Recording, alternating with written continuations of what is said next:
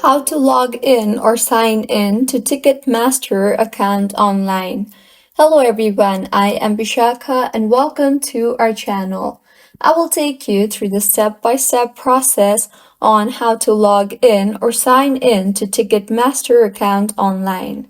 Now, let's get right into the tutorial. Firstly, go ahead and open your preferred browser and in the search bar search for www.ticketmaster.com. You will be led to the official webpage of Ticketmaster.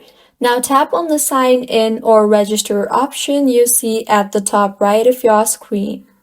You will then be asked to enter your email address and your password. So go ahead and enter that and tap on the sign in button. You will then be asked to enter your phone number. So go ahead and enter your phone number and tap on next.